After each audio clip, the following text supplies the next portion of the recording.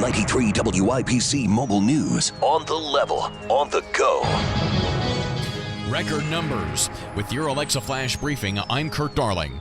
Some counties set a record for how many people turned out to vote early. Early voting kicked off on Tuesday. In Marion County, over 1,200 voted. Russell Hollis with the county clerk's office there says lines were pretty long. That did contribute to the longer lines because people were spaced further apart. Additionally, we were cleaning voting equipment in between uses. Over 2,000 voted in Hamilton County Tuesday, way higher than in 2016. Mike Pence versus Kamala Harris tonight. Rob Connett reports. Kamala Harris is under more pressure, says Andy Downs, a political science professor at Purdue Fort Wayne. Mike Pence is very steady. He's not a particularly exciting speaker for a lot of people. He'll be able to do what he does.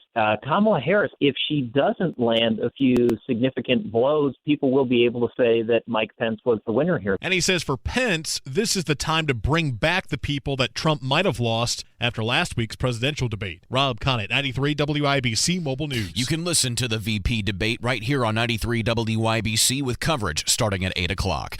A security issue with Indiana's voting machines. There's aging voting machines, so the DREs, which is direct recording electronic voting machines that do not have a paper trail, so they're paperless. Jody Martin, an analyst with the IU Public Policy Institute, says that's a problem because paper is a permanent record of the vote. Indiana is forcing counties to upgrade, but that could take years. A person who had been shot walked into Community East Hospital early this morning. They died soon after. Police still trying to figure out where the person was shot and how it happened in the first place. President Trump says he's willing to sign a bill giving you another stimulus check and to bail out airlines. Fox's Rachel Sutherland. This after he abruptly ended stimulus talks in a tweet last night, saying Democrats are negotiating in bad faith.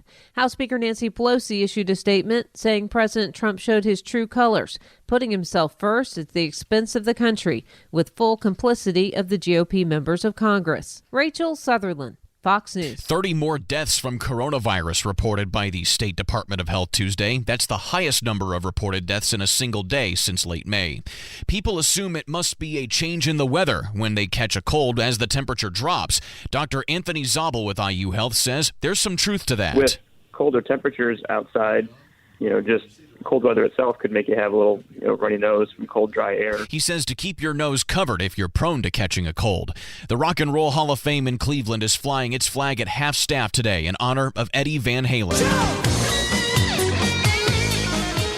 The Van Halen guitarist died Tuesday of throat cancer.